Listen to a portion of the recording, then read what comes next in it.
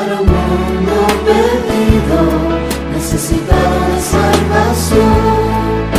Traemos el mensaje glorioso del Señor. En Él también vosotros, habiendo oído la palabra de verdad, el evangelio de vuestra salvación, y habiendo creído en Él, fuisteis sellados con el Espíritu Santo de la promesa. La Iglesia de Cristo, Ministerios Asociados Selim, presenta su programa Palabra de verdad.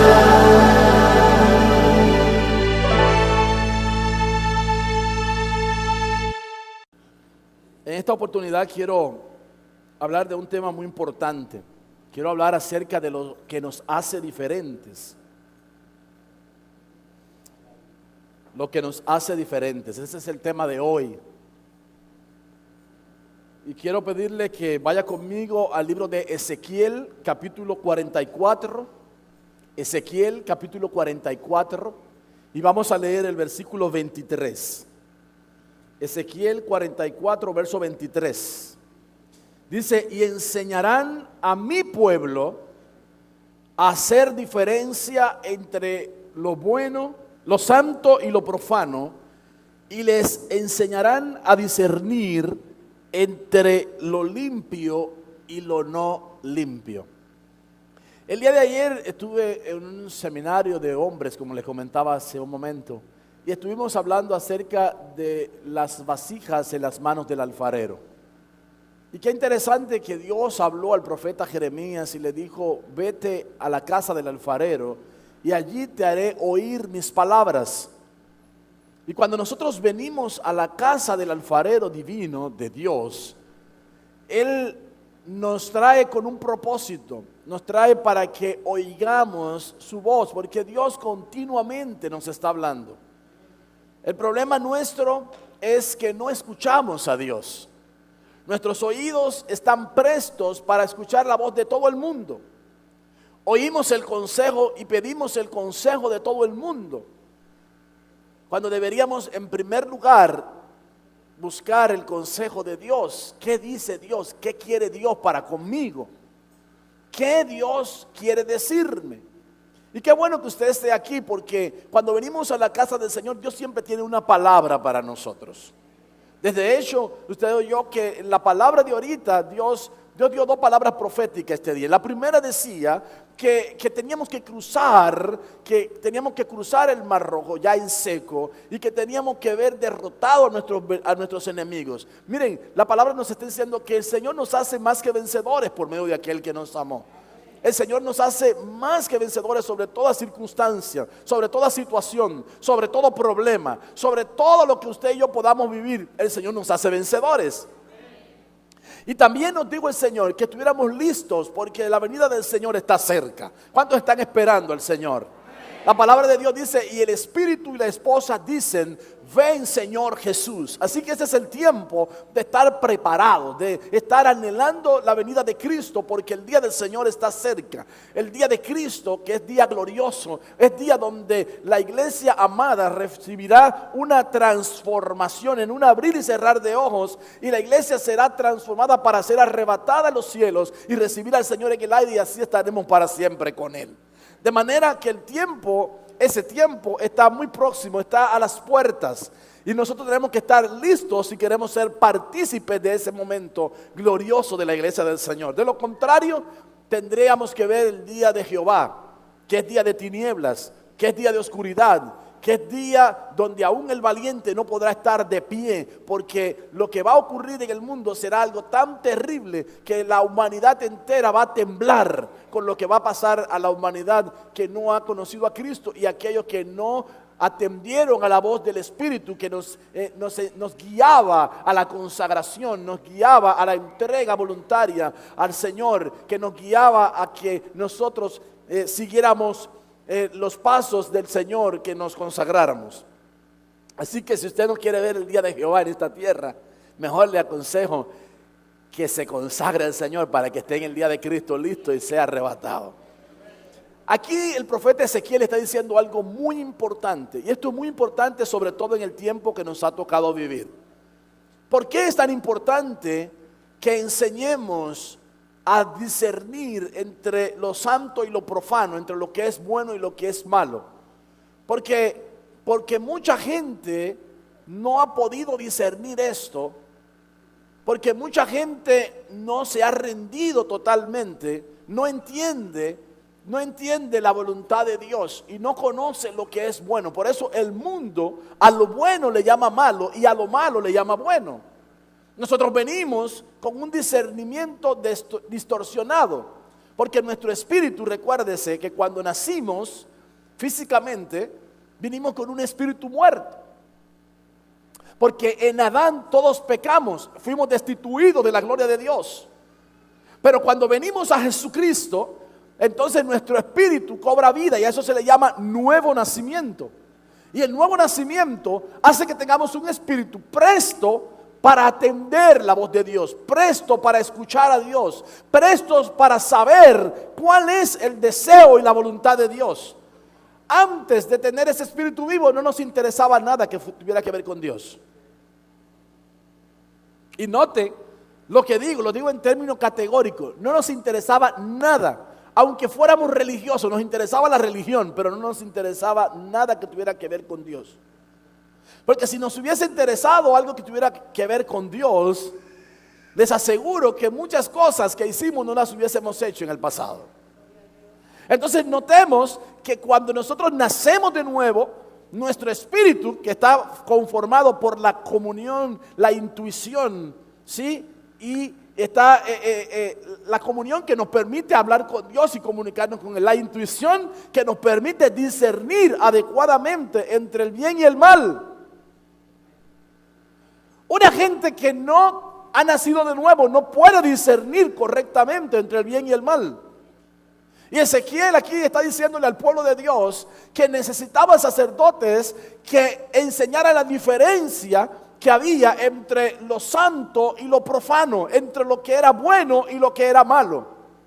Muchas veces nosotros hemos considerado por nuestro raciocinio, y el raciocinio es parte de nuestra mente, y nuestra mente es parte de nuestra alma caída, que necesita ser restaurada, que necesita ser renovada, que necesita estar involucrada bajo el impulso del Espíritu nuestro, que es donde habita el Espíritu Santo en lo que hemos creído, para poder tener una mejor percepción. Si ustedes notan, el primer golpe que le da el enemigo a la humanidad, lo da a través de Eva, cuando le tomó sus sentidos. Y cuando le tomó sus sentidos, el primer sentido que le tomó fue el de la audición. Con que Dios os ha dicho que no comáis de todo árbol del huerto. Oiga la pregunta que Él le hace a Eva. Y Eva le pone una conversación y le dice, no. Dice Dios que de todo árbol podemos comer, exceptuando del árbol de la ciencia del bien y del mal. Y si ustedes notan esa conversación de Eva con la serpiente, se van a dar cuenta que la serpiente aún está añadiendo cosas que Dios no dijo.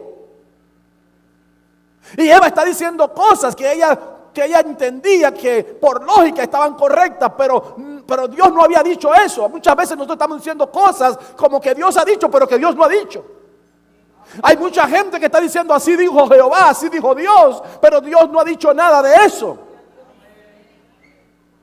Eso me hace recordar la experiencia de nuestra hermana Claudia un día que iba a hacer una compra para la cena de su casa, y entonces pasó por una iglesia que estaba encendida ahí en una música muy alegre, y ella se paró en la puerta, y ahí se paró en la puerta para escuchar, y alguien vino danzando desde el púlpito y se le acercó y dice, el Señor dice que tú eres mi esposa. Y él le dijo, cariño, dime qué voy a hacer con mi marido. Gente que anda diciendo, el Señor dice, pero Dios no ha dicho nada. Gente, hermano, que está mezclando el raciocinio con lo de Dios. Hermano, nosotros necesitamos renovar el espíritu de nuestra mente. Nosotros venimos con una mente pecaminosa, una mente que está caída, una mente que por el tiempo que duramos, sin conocer al Señor y sin saber nada de Dios, quien gobernaba nuestro ser era nuestra alma. Entonces nuestra alma pecaminosa, y que por demás la Biblia dice que es engañosa, nos quiere dominar y nos quiere llevar a tener una percepción equivocada de las cosas. Por eso, la palabra enseñará a mi pueblo a hacer diferencia entre lo santo y lo profano. Hay cosas que son sagradas, pero hay cosas que no tienen nada que ver con lo sagrado. Y hay prácticas muchas veces dentro de la iglesia de cosas que no tienen que ver nada con lo santo. Porque muchas veces, queriendo atraer a la gente joven, mucha gente se ha ideado muchas cosas. De manera que hay métodos, hay metodologías que se están utilizando hoy para atraer a la juventud. Déjeme decirle que no tienen nada que ver con el plan de Dios. Y lo que está haciendo es criando cristianos carnales, cristianos desviados de la verdad de Dios. Porque están utilizando una metodología equivocada. Déjeme decirle, la música es un lenguaje. Y cuando se intenta utilizar música mundana para llevarla al mundo, para ganar al mundo, están equivocados los que así lo hacen. ¿Saben por qué? Porque la Biblia dice, atráeme a mí y en pos de ti correremos. La Biblia enseña que cuando nosotros atraemos la presencia de Dios y Dios habita en medio de su alabanza, no de la alabanza que nosotros nos inventamos, de la alabanza que Él inspira en hombres y mujeres santos, en hombres y mujeres que han comenzado a tener intimidad con Dios, y Dios lo visita y Dios comienza a dar letras para cantar a Dios, para inspirar, para ministrar a Dios, para honrar, levantar en alto el nombre de Dios.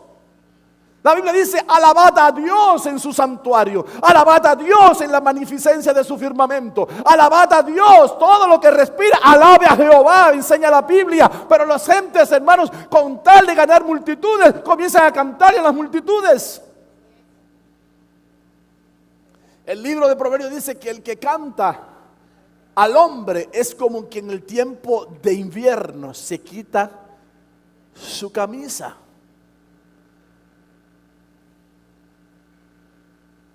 Es como el que le echa vinagre al jabón. ¿Usted sabe lo que le pasa al jabón cuando le echan vinagre? Se cuartea, se rompe y pierde su función para limpiar.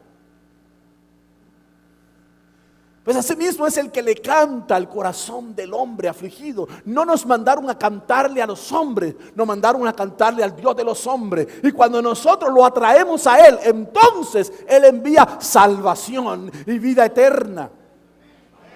Él añade eso en medio de su pueblo. Por eso es importante saber ministrarlo a Él, y debemos de enseñar entre lo que es santo y lo que es profano. Hermano, hay gente que ha profanado el altar de Dios.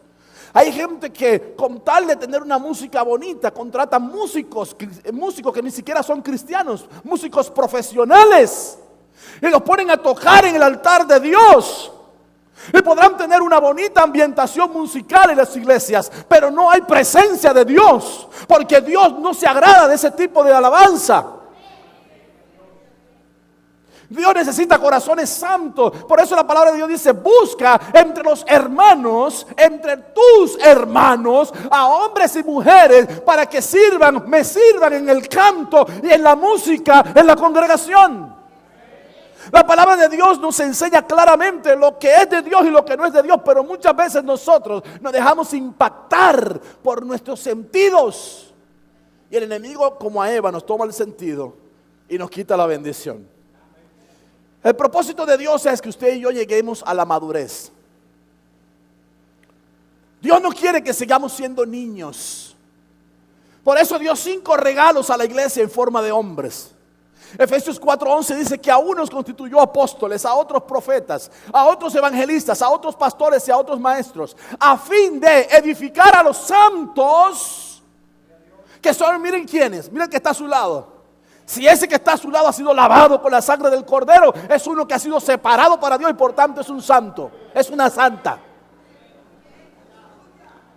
Así que desde hoy, cuando alguien le diga, este se cree que es un santo, dice, no, yo me lo creo porque lo soy. ¿Cuántos son santos aquí?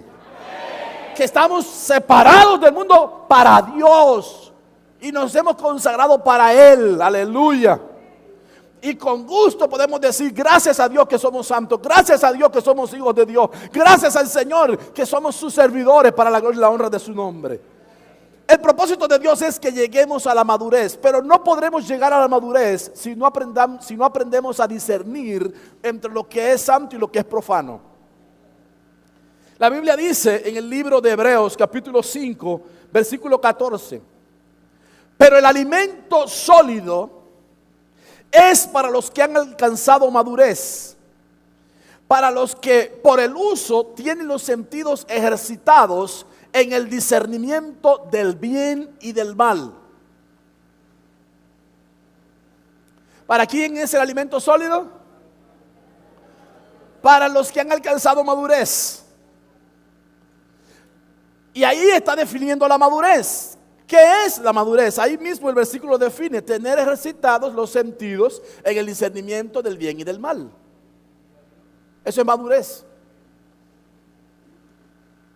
Tener ejercitados los sentidos en el discernir el bien y el mal. Lo que es correcto, lo que es santo y lo que es incorrecto, lo que es profano. Lo que es agradable a Dios y lo que es desagradable a Dios. Ustedes miran, hay muchos ejemplos en la Biblia, hermanos, de casos de hombres que cometieron muchos errores. Y la Biblia dice que debemos aprender de esos errores, de esos hombres, para que nosotros no repitamos esos mismos errores. Por ejemplo, David. David decide, cuando es rey ya sobre Israel, decide traer el arca a la casa de Jehová, porque desde los días de Saúl, el arca no estaba en la casa de Jehová. Y el arca, ¿qué cosa era? Era un mueble que estaba en el lugar santísimo. Y el lugar santísimo era uno de los 3 compartimentos del tabernáculo que Dios le dio como diseño a Moisés para que hiciera. Así que en el tabernáculo de Moisés había 3 compartimentos. El atrio que estaba al aire libre, donde había 2 muebles, estaba el altar de sacrificio y estaba la fuente del lavacro. El lugar santo, que ya era techado, estaba bajo una tienda donde había panes sin levaduras, una mesa con panes sin levadura, había un candelero de oro con 7 brazos y había un incensario, un altar del incienso.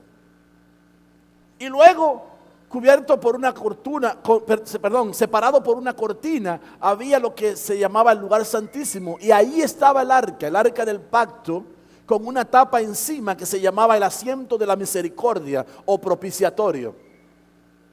Todo ello es una figura de Cristo. No voy a hablar de eso porque no es el tema, pero todo ese tabernáculo representaba a Jesucristo. Fue el modelo mostrado por el Padre a Moisés. La Biblia dice que Dios hablaba cara a cara con Moisés, y en una de esas habladas con él le reveló que él estaba interesado en mudarse de residencia. Dios dijo: yo quiero habitar en medio de los hombres. Entonces te voy a pedir que me hagas una casa con tales y cuales diseños, y le dio todos los diseños del tabernáculo. Usted puede buscar eso en el capítulo 25 del libro de Éxodo, que es el segundo libro del Antiguo Testamento, y puede buscar ahí desde el 25 hasta el 40 todas las indicaciones que había con respecto a ese tabernáculo, y todo fue hecho al pie de la letra. El resultado fue que cuando terminaron ese tabernáculo, Dios se agradó de tal manera que Dios hizo descender su nube de gloria a ese lugar. Pero el arca era un representativo de la presencia de Dios. A ese lugar santísimo donde se encontraba el arca del pacto, solamente podía entrar el sumo sacerdote una vez al año. Y para entrar a ese lugar, él tenía que estar totalmente puro, totalmente limpio, de tal manera que 3 meses con anticipación ese sacerdote se apartaba de todo el mundo para no contaminarse, para no tocar ni siquiera a su esposa, para no tener ni siquiera intimidad con ella, solamente en la presencia de Dios, diciéndole al Señor que aceptara el sacrificio, que aceptara su ofrenda, que aceptara su vida, que cuando Él se presentara con los pecados del pueblo representado en la sangre que llevaba desde el altar del sacrificio hacia el asiento de la misericordia, que estaba ubicado en el lugar santísimo, que cuando Él hiciera eso fuera bien recibido. que Dios se agradara de ese sacrificio para él poder salir de allí vivo, porque si entraba con alguna imperfección a ese lugar, era muerto inmediatamente. Entonces había especificaciones para poder entrar a ese lugar. Solo el sumo sacerdote podía entrar una sola vez al año y tenía que estar íntegro cuando entrara a ese lugar. De lo contrario moría. Y la Biblia enseña que cuando Saúl gobernó, y gobernó durante 40 años, que fue un rey pedido por los hombres a Dios, y gobernó 40 años, nunca se preocupó por el arca de Jehová, que había estado fuera de la casa donde debía estar, por una razón simple. Porque el sacerdote Elí, el sumo sacerdote Elí, tenía 2 hijos que eran perversos. Imagínate, los hijos del sumo sacerdote estaban perdidos. Los hijos del sumo sacerdote no andaban correctos. Y fueron ellos los que propusieron la idea de sacar un día el arca del lugar donde estaba, en el lugar santísimo, para llevarla al campo de batalla en contra de los filisteos, porque ellos entendían esta verdad. Miren que era una verdad la que entendían. Si Dios es con nosotros, ¿quién contra nosotros? Y entonces ellos decían, si Dios va con nosotros al campamento de batalla, si lo llevamos a él ahí, los filisteos van a perder la batalla y nosotros los vamos a derrotar a ellos. ¿Verdad que la lógica indicaba eso? Pero Dios los avergonzó en ese día. Y ese día murieron miles de personas en el campamento de los israelitas. Y ese día el juicio de Jehová comenzó a llegar a ese lugar. Y los que se llevaron el arca consigo comenzaron a recibir juicios. Y en cada lugar donde el arca llegaba había muerte, había destrucción. De manera que un día llegó a estar en reposo en una casa de un hombre llamado Obed-Edom. La Biblia dice que Obed-Edom era un hombre consagrado para Dios. Era un hombre temeroso de Dios. Y cuando el arca reposó en su casa, la Biblia dice que la casa de Obed-Edom fue prosperada, fue bendecida. En lugar de caer juicio en casa de Obed-Edom, como había llegado, donde quiera que había llegado anteriormente el arca, ahora venía la bendición sobre la casa de Obed-Edom. ¿Por qué? Porque este hombre tenía un corazón dispuesto para agradar a Dios. Un corazón dispuesto para honrar al Dios que él había conocido. ¿Y qué pasó? Bueno, pasaron 40 años que Israel no tenía arca en el lugar, pero cuando David toma el reino, David pone una propuesta ante los ancianos y les dice, si les parece, vamos a buscar el arca, porque de los días de Saúl no hay arca con nosotros. Y les pareció bien a los ancianos, pero no averiguaron cómo debían de traer el arca.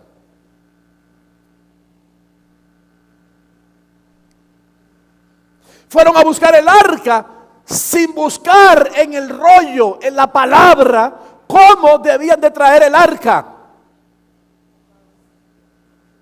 Hay mucha gente en la actualidad que quiere traer el arca de Dios a la casa. Las intenciones son buenas. Qué bueno que esté Dios con nosotros aquí. Qué bueno que podamos atraer su presencia. Pero averigüemos cómo dice la palabra que debe de ser. Porque si no lo hacemos conforme a la palabra de Dios, vamos a estar trayendo juicio y muerte a la casa. La Biblia dice que en ese desfile venían alegres, venían tocando instrumentos con música muy alegre, venían danzando, había danzas, había cantos, había fiesta de regocijo, porque traían el arca. Pero el arca venía conducida por bueyes que tiraban de una carreta y pusieron el arca encima de esa carreta. Y esa carreta era conducida por 2 hombres, Uza y Ahío. El nombre Uza significa fuerza humana y Ahío significa fraternal. Y a veces la iglesia de este tiempo ha querido traer la presencia de Dios con fuerza humana fraternal, fraternizando entre hermanos y a la fuerza queriendo traer la presencia de Dios sin averiguar cuál es el método de Dios para traer la presencia de Dios. Así que no es suficiente la unidad. Hermanos, si no hay una unidad dirigida por el Espíritu, Si no hay una unidad correcta como debe de ser, los que están en el mismo espíritu, por la misma palabra regidos, es imposible que se pueda traer la presencia de Dios a la casa. Cuando los bueyes tropezaron con una piedra, Usa quiso meter su mano para sostener el arca que se iba a caer. La lógica indicaba que si se iba a caer el arca había que sostenerla. Pero eso le causó la muerte. Ahí mismo cayó muerto. Y se detuvo el desfile. Y David tuvo un grave pesar en su corazón y dijo: ¿cómo he de traer el arca a la casa de Jehová? Y entonces se hizo la pregunta que debió haberse hecho en el principio. Y cuando buscó en los rollos se dio cuenta que el arca no podía ser tirada por bueyes en una carreta. El arca tenía que venir sobre los hombros de los sacerdotes de Dios, de los sacerdotes levitas. Y cuando hicieron el segundo desfile, que venían ahora de regreso a Jerusalén, Dios venía con ellos. Había fiesta, había regocijo, había algarabía, pero lo más importante, la presencia de Dios venía con ellos. Hermanos amados, es el tiempo de discernir lo correcto de lo incorrecto, lo santo de lo profano, lo que está bien hecho de lo que está mal hecho. Es el tiempo en que tenemos nosotros que tener conciencia. Discernir es dividir correctamente entre lo que es bueno y lo que es malo. Eso es discernir. Eso es dividir. Eso es discernir entre lo que es bueno y lo que es malo. Hacer una división entre lo que está bien y entre lo que está mal, para quitar el mal y dejar el bien. Sin madurez, imposible es que la iglesia se case con el Señor. Porque el Señor no viene por una iglesia niña, viene por una iglesia madura.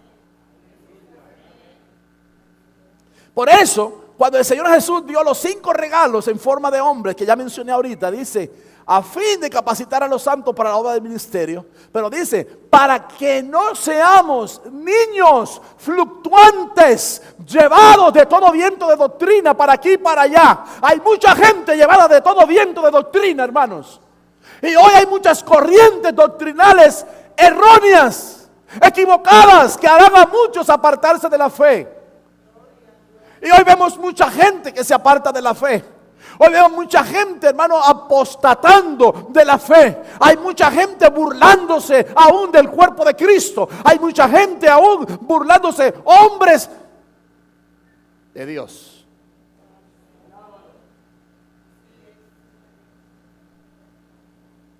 Que están enseñando herejías, doctrinas de demonios. Escuchen, estamos viviendo un tiempo muy particular, hermanos, donde ustedes oyen enseñanzas impresionantes. La gente está impactada con esas enseñanzas, pero esas enseñanzas no provienen del corazón de Dios. Hacerte creer que tú eres Dios es una mentira de Satanás. Porque justamente fue lo que le quiso hacer creer a Eva cuando le tentó en su sentido. Le dijo: ¿sabe Dios que el día que tú comas de ese árbol vas a ser igual que Él? Y Él no quiere que tú comas de ese árbol porque está envidioso. Dios nada más quiere estar Él solo. Él no quiere que haya otros como Él. Pero el día que comas de ese árbol serás igual que Él.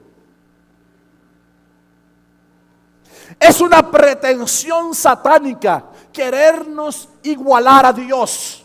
Usted y yo, que somos criaturas de Dios e hijos de Dios, nunca seremos dioses.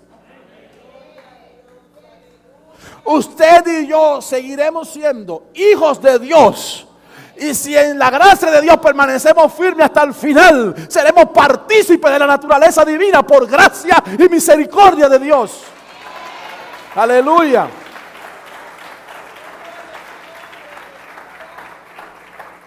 ¿Qué es lo que nos hace diferente, hermanos?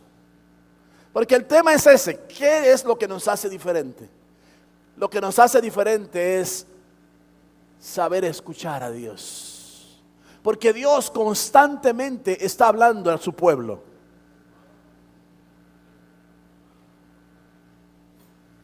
Hay gente que no escucha a Dios, que no sabe que Dios habla, e ignora que Dios habla. No porque no vaya a una iglesia, no porque no escuche mensajes,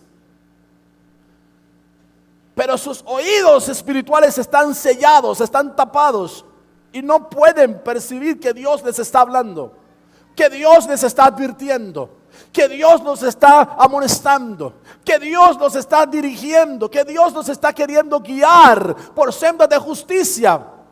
Note, por sendas de justicia. La justicia nos habla de rectitud. Dios quiere que caminemos por un camino de rectitud y que caminemos rectamente. La Biblia dice: sed perfectos como vuestro Padre es perfecto. Y la palabra ahí, perfecto, nos habla de maduros. Dios quiere que seamos maduros, que no seamos niños. Los niños, hermanos, están peleándose. Miren cómo son los niños, hermanos. En lo natural, observe a un niño. Un niño está ahí con 4, 5 juguetes, 7 juguetes, y no juega con ellos. Pero ustedes quieren ver la atención que le prestan ellos a esos juguetes. Póngale a otro niño al lado que venga a coger uno de sus juguetes. No, ese es mío. Y coge el otro. No, ese es mío. Y arman unos berrinches, hermano, terrible, porque le están cogiendo sus juguetes. Pero juguetes que tienen ahí, que nunca le hacen caso y que jamás juegan con ellos. Pero nada más hace otro venir, inmediatamente se arma ahí la división, el pleito, la contienda. Exactamente ocurre dentro de mucho pueblo de Dios, gente niña que por cualquier cosa está discutiendo, por cualquier cosa tienen un pleito, por cualquier cosa tienen una división, por cualquier cosa tienen una contienda. Hermanos amados, la niñez tenemos que irla dejando atrás. Es necesario que maduremos en Cristo Jesús. Es necesario que alcancemos la medida de la plenitud de Cristo. Es necesario que alcancemos la estatura del varón perfecto. Dios quiere que maduremos, amados hermanos. La Biblia dice en el libro de Marcos, capítulo 4, Marcos 4, versos 22 al 24. Porque no hay nada oculto que no haya de ser manifestado, ni escondido que no haya de salir a la luz. Si usted no quiere que algo se sepa, no lo haga. Porque tarde o temprano eso va a salir a la luz. Y es mejor que salga a la luz a través de una confesión delante de Dios. Le digamos: Señor, perdóname por tal o cual cosa que hice. Y no que salga a la luz porque se ha descubierto. Así que mi recomendación esta mañana es: presentémonos constantemente, diariamente delante del Señor. Y digámosle: Señor, tú conoces mi corazón. Y tú sabes las actitudes que yo tengo que corregir. Y yo las sé también. Yo no las ignoro. Hay gente que quiere hacerse el loco delante de Dios. Que sabe que tiene que dejar la ira, el enojo, la maledicencia, las malas palabras, las malas costumbres. Y saben que tienen que dejarlo porque la Biblia dice que tenemos que dejarla. Pero siguen ahí queriéndose hacer los sordos, queriéndose hacer los locos delante de Dios. Yo sé que aquí no hay de esa gente, pero en muchos lugares hay gente así, hermano. Que se hacen los locos delante de Dios. Eso es para otro que Dios está hablando. Eso es a otra gente que Dios se lo dice. Y es a nosotros que Dios nos está hablando. Es posible que aquí haya gente que está pensando: ay, si fulano hubiera venido hoy. No, eso que Dios está diciendo hoy lo está diciendo por usted. Pastor, usted me tiró todos los cañones a mí. ¿Y a quién se lo iba a tirar?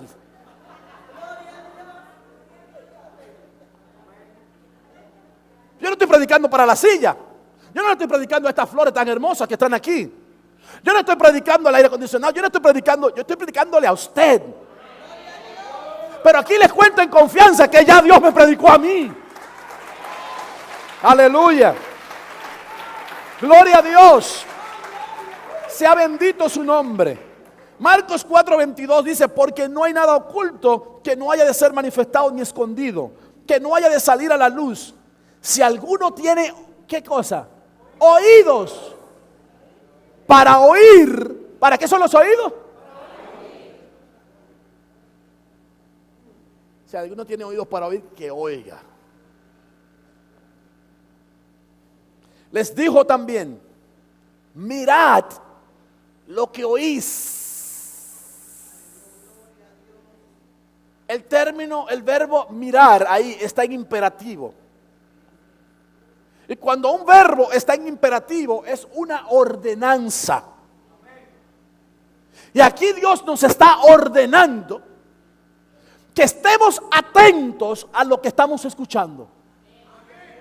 A veces no atendemos lo que estamos oyendo. Hay una diferencia entre oír y escuchar. Oír es simplemente saber que algo está sonando, que algo está, se está emitiendo una voz por ahí. Pero escuchar es estar atento a lo que se está diciendo.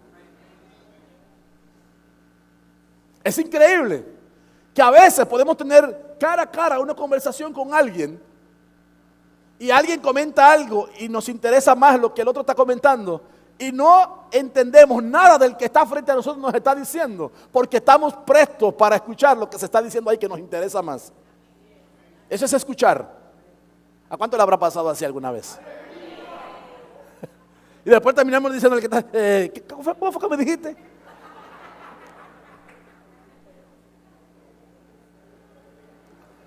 Mirad lo que oí, son palabras de Jesús. Y luego dijo Jesús, porque con la medida con que medís, os serás medido, os será medido.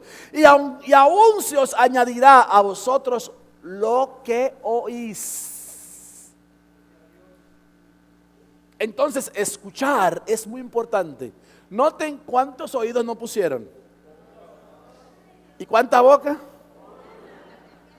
Pero hay gente que cree que tiene 3 bocas y un oído. Y no para de hablar. Y lo mismo que hace con la gente, hace con Dios. Señor, gracias por este día, bendito sea tu nombre, te alabo, te bendigo, te doy muchas gracias, Padre, gracias por tu amor, por tu misericordia, gracias, Padre, por todas las bendiciones que tú me has dado, acompáñame en este día, guíame por el camino, y muchas gracias en el nombre de Jesús, amén. Hermano, ¿usted oró hoy? Sí, yo oré hoy. ¿Y qué le dijo Dios hoy? ¿Cómo que Dios me dijo? Sí, ¿qué te dijo Dios cuando tú oraste? ¿Cómo así, hermano? ¿Usted oró? Sí. Lloré, claro que sí. Bueno, ¿y qué le dijo Dios? Porque si usted y yo oramos, Dios tiene que hablarnos. Pero ¿saben por qué no escuchamos a Dios? Porque no nos callamos. Porque hacemos un monólogo de la conversación. Y convertimos la oración en un monólogo. Señor, te pido, Señor, dame, Señor, aquí ya, Señor, allá. Ay, oramos por aquí, oramos por allá, por aquello y por aquello, por esto, por lo otro. Señor, bendícenos, Señor, aquí, en el nombre de Jesús, amén. ¡Fum! Ya terminamos de orar, ya oramos. Por eso en el taller de la oración, de vida discipular, algunos que dicen 4 horas es demasiado, es porque, ¿saben lo que hacen? Justamente eso. En 10 minutos le dicen toda la talajira de cosas que hay en su corazón que quieren decirle. Ya me cansé de orar, ya no tengo por qué orar.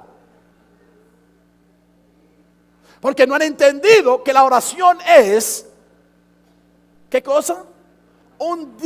Diga conmigo, un diálogo con Dios.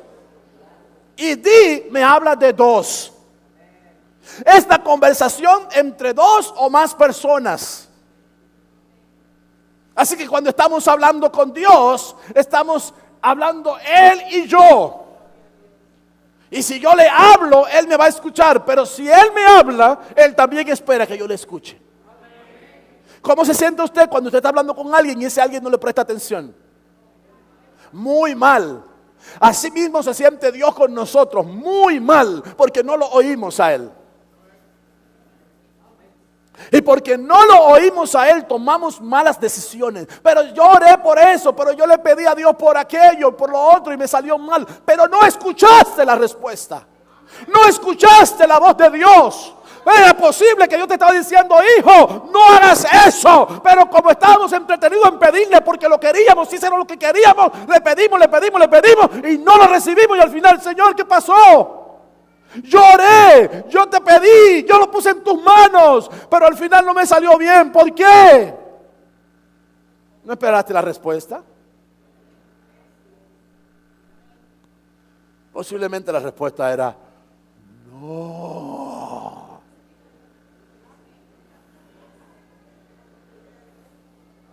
Y nosotros íbamos ahí que sí, porque era lo que queríamos.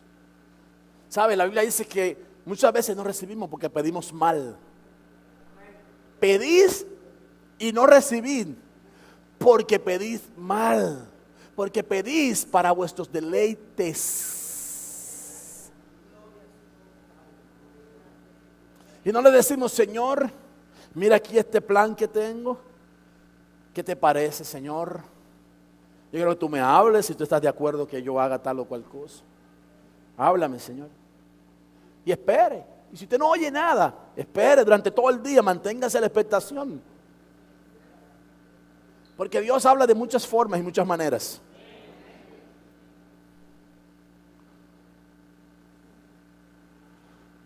Yo recuerdo el testimonio de un hombre que salió desesperado de su casa. Y él estaba muy afanado en esos días y le dijo, Señor, a mí tú no me amas, porque tantas veces que he caído en tantos problemas y yo te he pedido que me libres del mal y que me ayude, pero a mí tú no me amas, Señor. Ese día salió de su casa bien abrumado e iba a quitarse la vida. Y cuando salió a su casa, lo primero que pasó por el frente de su casa, un camión con un rótulo enorme que decía, Dios te ama. Y cuando él leyó eso, entendió que Dios le estaba hablando. A veces, hermanos, Dios nos habla de la manera que menos estamos esperando. Pero si estamos en la expectación de que nos hable, vamos a entender cuando Dios nos habla. A veces estamos esperando que sea una voz estruendosa. Mi hijo, haz tal cosa, sí, estoy contento, te apruebo. Estamos esperando oír esa voz de como un trueno, ¿verdad? Que suena del cielo. Y de repente te llama un hermanito con una vocecita. Aló, hermano, miren. El Señor me despertó para decirle que le dijera esta cosa.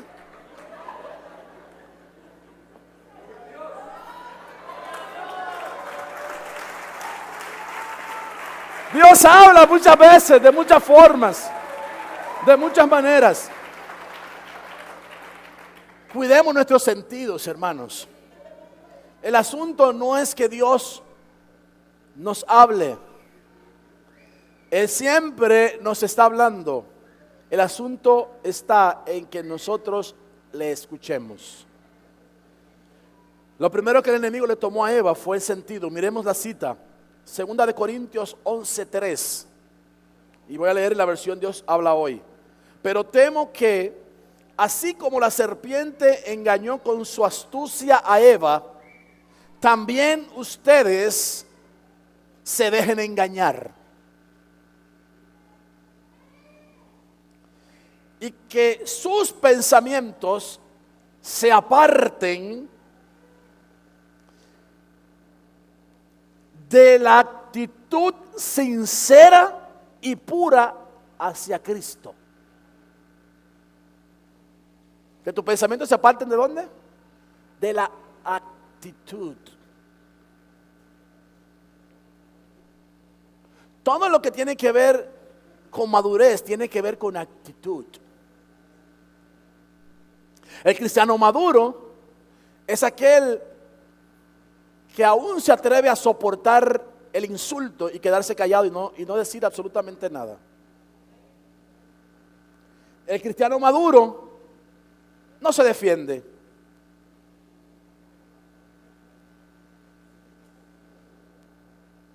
El cristiano maduro escucha y remite la causa al Todopoderoso. Yo recuerdo, hermanos, cuando nuestro ministerio llegó a la República Dominicana, en 1987. En el año 88 lanzaron un programa de televisión horroroso, hablando cosas feas de nuestro ministerio. Y todo era mentira, todo lo que estaban diciendo era una sarta de mentiras. Gastaron 1 hora de televisión para hablar muchísimas cosas atacándonos como ministerio. Y nosotros con el hermano Fernando Ortiz en ese momento, locos por oír que se acabara el programa para oír la impresión de él. Estaba coloradito, con la cabeza, estaba cabizbajo, oyendo todo lo que se estaba diciendo y nada más movía la cabeza. Cuando se terminó el programa de televisión, le dijo un hermano que era abogado: esa gente mañana está a primera hora en una denuncia ante los tribunales por difamación e injuria.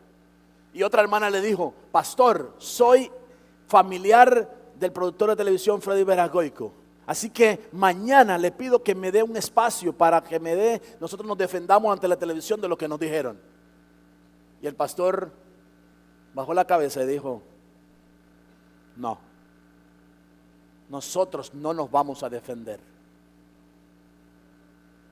¿Pero qué? ¿Cómo que no nos vamos a defender? Usted no oyó todo lo que dijeron. Todo eso es mentira, una sarta de... ¿Saben qué dijo ese hombre? Bienaventurados sois cuando por mi causa os vituperen y digan toda clase de mal contra vosotros, mintiendo. Gozaos y alegraos, porque vuestro galardón es grande en el reino de los cielos.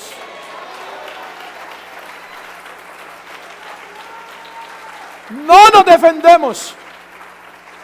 Recuérdense, mis hermanos, que dijo el Señor: mía es la venganza, yo pagaré. Así que Él nos defenderá, Él peleará por nosotros. Hermanos, lo tremendo fue que esa gente, sin saberlo, estaban haciéndole promoción al ministerio nuestro. Porque mucha gente que oyó eso y que vieron eso por la televisión dijeron: vamos a ver si eso es verdad. Y fueron a la iglesia y oyeron y se dieron cuenta que no era verdad y dijeron: nos quedamos aquí.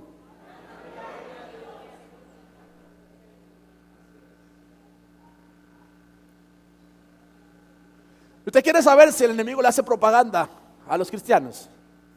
Mire la vida de Saulo. Mire la vida de Saulo. ¿Qué le dijo el Señor en su llamado? Te mostraré cuánto te es necesario padecer por causa de mi nombre, le dijo. Pero antes de eso, le dijo algo: yo te voy a llevar con príncipes, con reyes, con gentiles, con judíos, para que tú le declares mi nombre. Y él sabía por palabra profética, porque el profeta Agabo tomó su cinto en una reunión que había. El profeta se puso de pie y dijo: el dueño de este cinto, así le dice el Señor, que va a padecer por causa de su nombre y le va a venir esto y aquello. Y comenzó a profetizar acerca de él. Y los hermanos se metieron en miedo y le dijeron a Pablo: no vayas a Roma, quédate aquí. Y él dijo: que no vaya a dónde. El Señor me dijo a mí que yo voy a estar ante príncipe, ante reyes. Él me dijo que le iba a predicar a los gentiles y que le iba a predicar a todo el mundo, así que yo voy a Roma. ¿Saben qué pasó? Apresaron a Pablo para llevarlo, ¿tú sabes dónde? A Roma. Y lo montaron en un barco donde él no invirtió un solo centavo. Y lo llevaron ahí en ese barco hacia Roma. ¿Y saben qué pasó? Cuando estaba a punto de llegar, se levantó una gran tempestad que rompió la barca. Pero Dios había hablado a aquel hombre, le dijo: no te preocupes, porque ninguno de los que va en este barco va a perecer. Lo voy a preservar. Porque esa era la prédica que Dios tenía para esos que iban en el barco. Y cuando llegó a la isla de Malta y estaba ahí junto al fuego, una serpiente se le prendió y lo mordió. Y él sacudió la serpiente y la tiró. Y los que estaban ahí de la isla de Malta esperaban el momento en que Pablo cayera convulsionando y se muriera. Pero como Pablo no cayó muriendo y como Pablo no se murió, dieron la gloria y la honra al Dios de Pablo. ¡Aleluya! Sabían que lo que estaban mirando era algo sobrenatural. Y él les dijo: no hay muerte, porque el Dios que está conmigo, el Dios que me trajo a este lugar, me trajo con un propósito a este lugar.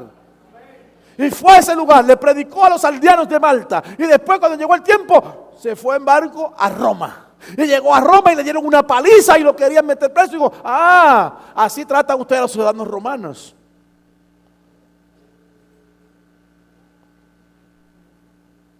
tú eres ciudadano romano. Yo soy ciudadano romano.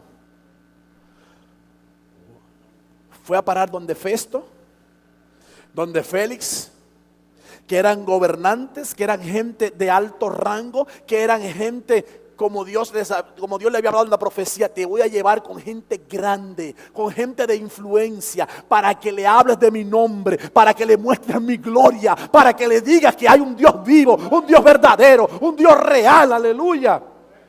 Pero mire, hermano, padeció por causa de Cristo. Y muchas veces nosotros que tenemos la dicha, el privilegio de ir con gente grande, hermano, lo que vamos con gente grande es para simplemente ver lo que ellos están haciendo y para que nos digan ellos sus planes, pero no les decimos nosotros del Dios glorioso que tenemos nosotros.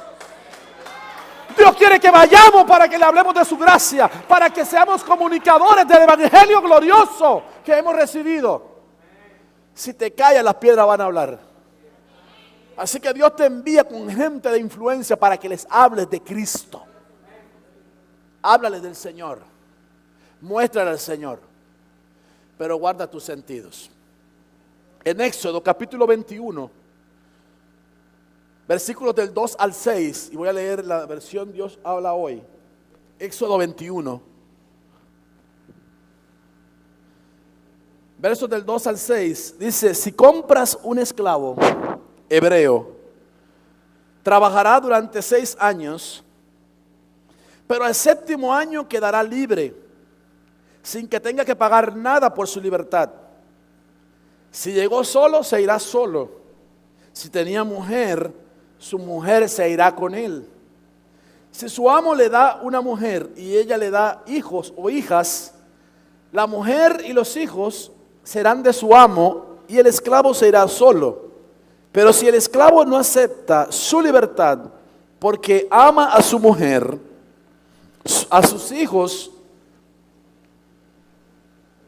y a su amo, entonces el amo lo llevará ante Dios,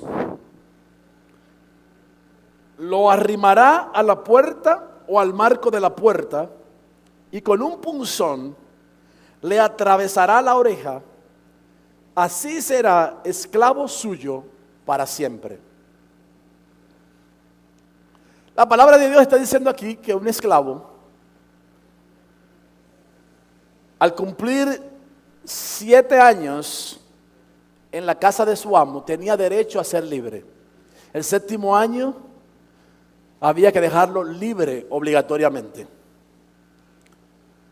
exceptuando los hijos de la esposa que le daba el amo. Esos se quedaban en la casa como esclavos, la mujer se quedaba como esclava, pero si él había cumplido 7 años, él podía irse libre. Pero la palabra dice que si él había considerado que el trato que su amo le había dispensado durante esos 7 años, o 6 años más bien, fue tratado muy bien y recibió muy buen trato de su amo, entonces él decidía quedarse.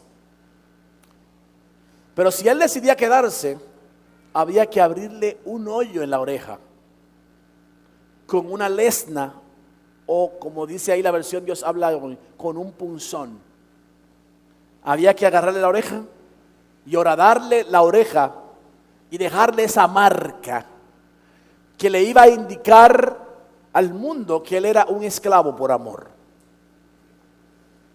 El apóstol Pablo se consideraba un esclavo por amor de Jesucristo. En el libro de Romanos capítulo 1, verso 1, la Nueva Traducción Viviente dice: yo, Pablo, esclavo de Cristo Jesús y elegido por Dios para ser apóstol y enviado a predicar su buena noticia, escribo esta carta. ¿Por qué Pablo se consideraba un esclavo de Jesucristo? Porque él conocía y sabía que su amo lo había tratado con excelencia.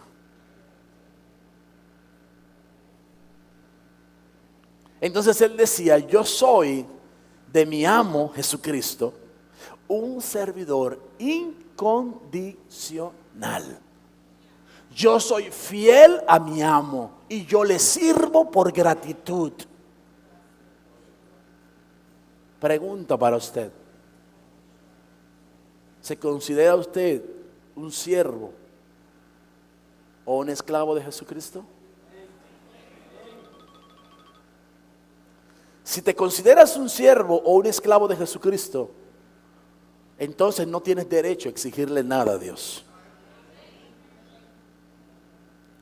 Si nos consideramos siervos y esclavos de Jesucristo, no vamos a pelear con nuestro amo cuando las cosas no nos van como nosotros queremos. Simplemente vamos a saber que a los que le amamos a Él, todas las cosas nos ayudan para bien.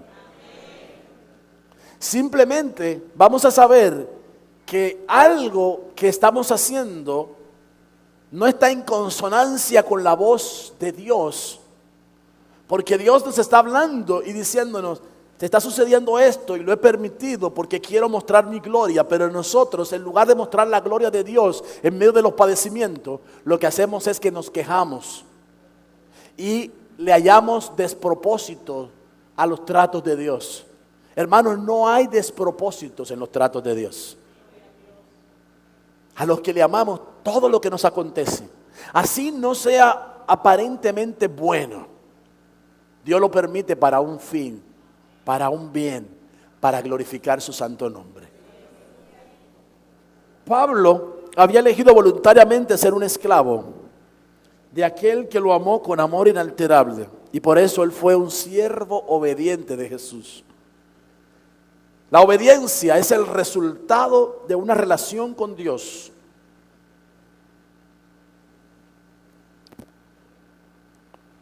Si no tienes relación con Dios, no vas a poder obedecerle, porque no sabrás cuáles son sus gustos, cuáles son sus deseos, cuál es su voluntad, qué es lo que Él quiere de tu vida. Pero si entablas una amistad profunda con Dios, una intimidad profunda con Él, vas a saber exactamente lo que Él quiere y vas a poder discernir correctamente entre lo que está bien y lo que está mal. Eva se apartó de la comunión con Dios, pasó a ser desobediente. Y cuando nos apartamos de la voz de Dios, dejamos de oír a Dios y nos escondemos de Dios y tenemos miedo de Dios. Por eso hay gente que puede apartarse y luego le cuesta muchísimo volver otra vez a la intimidad con Dios. Le cuesta muchísimo volver a congregarse, le cuesta muchísimo, ¿sabe? Está peleando consigo mismo, está peleando, hermanos, no con Dios, está peleando con una actitud del corazón. Hay que batallar con las malas actitudes del corazón y someterlas en el nombre de Jesús. La fe viene por el oír, dice la palabra de Dios, pero viene por el oír continuamente la palabra de Dios. Si no prestamos oído a lo que Dios nos está hablando, no vamos a tener fe.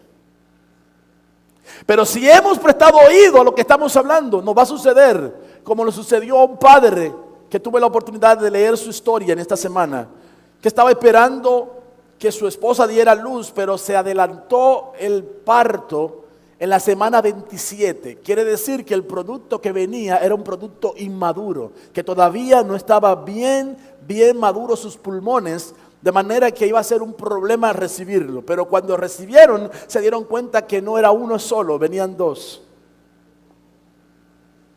Y cuando recibió al segundo, para el segundo, el papá ya tenía un nombre, le iba a llamar Jaime. Pero él no sabía que también venía una hembra, la hembra salió primero, pero cuando salió el varón salió muerto. Y sabe, el pediatra tomó el bebé sin vida y lo acostó en el pecho de la madre, para que lo viera por lo menos. ¿Y saben qué hizo ese padre? Se tiró encima del bebé y encima de la madre y lo abrazó a los dos. Y le dijo: Jaime, así se llama tu nombre. Tú tienes una madre que te ama. Tú tienes un hermano, una hermana que te ama, que nació juntamente contigo. Y tienes un padre que te ama. Y nosotros te hemos esperado por tiempo y te hemos puesto por nombre Jaime. Tú tienes que venir a la vida, Jaime. Y en el momento el niño vino a la vida.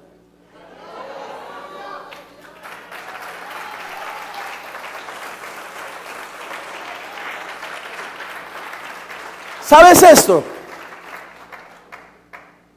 Dios es el mismo de ayer, de hoy y de siempre. Todavía Él resucita a los muertos. ¿Saben dónde debió haber leído ese hombre eso de que se tiró encima? El profeta Eliseo llegó a la casa de una persona que tenía una niña muerta y se tiró encima de él. Se puso cara a cara con él y le dijo: cobra vida, cobra vida, cobra vida. Y la niña vino a la vida. ¿Y acaso no nos dio el Señor toda la autoridad y el poder para sanar a los enfermos, para echar fuera a los demonios, para resucitar a los muertos? Pero si no hacemos la palabra vida, si ese hombre al oír la palabra, lo hubiera oído una palabra más que sé y tengo mi conocimiento, pero si él no se abalanza y no acciona, hubiera enterrado a ese niño. Hoy está vivo para la gloria y la honra del Señor, porque él le creyó a Dios. Cuando oye la palabra de Dios, ¿qué hace con ella? Marcos 7, 32 al 35. Le trajeron a un hombre sordo con un defecto del habla, y la gente le suplicó a Jesús que pusiera sus manos sobre el hombre para sanarlo. Jesús lo llevó aparte de la multitud para poder estar a solas con él. Metió sus dedos en los oídos del hombre y después escupió sobre sus propios dedos y tocó la lengua del hombre. Mirando al cielo, suspiró y dijo: Efatá, que significa ábranse. Y al instante el hombre pudo oír perfectamente bien y se le desató la lengua, de modo que hablaba con toda claridad. Mi pregunta es: si ya Dios desató nuestros oídos, si ya Dios desató nuestra lengua, si ya nosotros hemos escuchado que Él nos ha delegado la autoridad, si ya sabemos que Él, tenemos la información bien clara, que Él es en la resurrección y la vida, que nada es imposible para el que cree en Dios, ¿por qué en este tiempo nosotros estamos mirando murallas, estamos mirando gigantes y estamos mirando imposibilidades, cuando para Dios nada es imposible? No hay gigantes delante de Dios, no hay imposible delante de Dios, no hay murallas delante de Dios. Solo hay que escuchar la voz de Dios. Aleluya.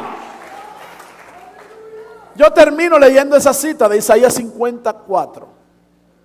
El Señor Dios me ha dado lengua de discípulo para que yo sepa sostener con una palabra al fatigado. Mañana tras mañana me despierta mi oído para escuchar, como los discípulos.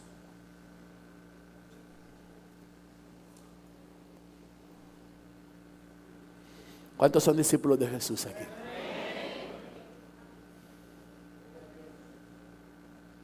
¿Sabes que Dios te dio lengua de discípulo? ¿Para qué?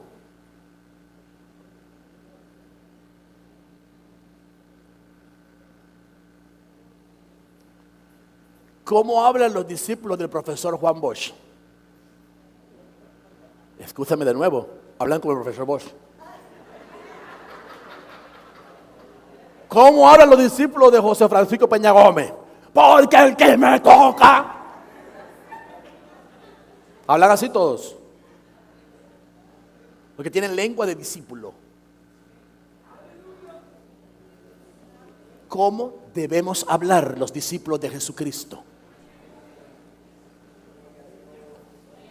Si tú eres discípulo de Cristo, tienes que hablar como Cristo. Y cuando Cristo hablaba, la gente se admiraba de la autoridad que había en la palabra que salía de su boca.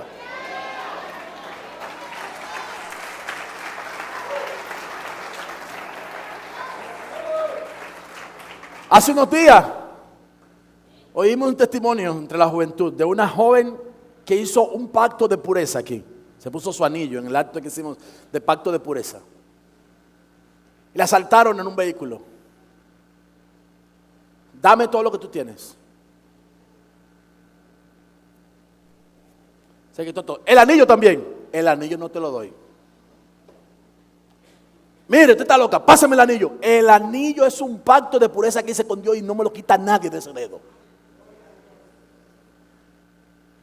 Yo hice un pacto con mi Dios de que no me iba a quitar eso de ahí, que cuando yo me casara, me iba a casar pura delante del Señor. Y ese pacto yo no lo rompo hasta que me case. Así que ese anillo no me lo quita nadie de ese dedo. El hombre dijo, pues mire, bájese de aquí, bájese del carro, apéese ahora mismo. Si no quiere que la mate, pues me apé y me voy. Se fue, pero se fue con su anillo.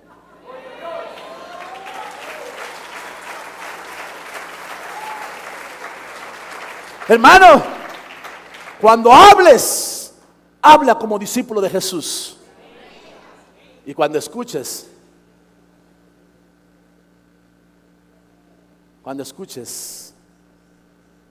préstale atención como discípulo de Jesús a lo que el Señor te está hablando, porque Él siempre te está hablando. Cierra tus ojos, por favor. Déjame orar por ti en ese día. Padre que estás en el cielo, muchas gracias, porque siempre nos estás hablando. Yo te pido en el nombre de Jesús que en este día, Dios del cielo, tú nos permitas conocer que somos diferentes, porque podemos escuchar tu voz para obedecerte. Y habiendo escuchado tu voz, podemos discernir correctamente entre el bien y el mal, entre lo santo y lo profano, entre lo que es correcto y lo que es incorrecto. Podemos hacer una división correcta de lo que a ti te agrada y lo que a ti no te agrada, Señor. Gracias por hablar a nuestros corazones. Gracias por poner esta palabra en nuestra boca y en nuestros oídos, Señor. Y en el nombre de Jesús te pido, Dios del cielo, que tú levantes un discipulado obediente a tu palabra, un discipulado de hombres y mujeres que pongan la mirada en ti, que pongan su mirada hacia la meta y que prosigan hacia dar en el blanco, que prosigan hasta alcanzar la madurez, que prosigan con la mirada puesta en ti, Señor, que no se aparten sus oídos para escuchar lo que susurra el enemigo a través de las muchas voces que se levantan en el mundo, voces de desánimo y de desaliento, voces que quieren robarte la fe, voces que quieren decirte no vale la pena congregarte, no vale la pena estar delante de Dios, no vale la pena servirle a Dios. El enemigo se va a levantar con muchas voces a tu alrededor, pero afina tu oído para que escuches al Señor. Y el Señor pone marcas en aquellos siervos que por amor le sirven, en aquellos que hemos reconocido que tenemos a un amo que nos ha tratado con excelencia. Porque podemos decir confiadamente que tú nos has tratado excelente, Señor. Y somos tus siervos y tú eres nuestro Señor. Recibe toda la gloria, Señor, y pon convicción en los corazones y añade virtud y fe en las vidas de mis hermanos, Señor. Para un mundo perdido, necesitado de salvación, traeremos el mensaje glorioso del Señor. En Él también vosotros, habiendo oído la palabra de verdad, el evangelio de vuestra salvación, y habiendo creído en Él, fuisteis sellados con el Espíritu Santo de la promesa. La Iglesia de Cristo, Ministerios Asociados Elín, presentó su programa Palabra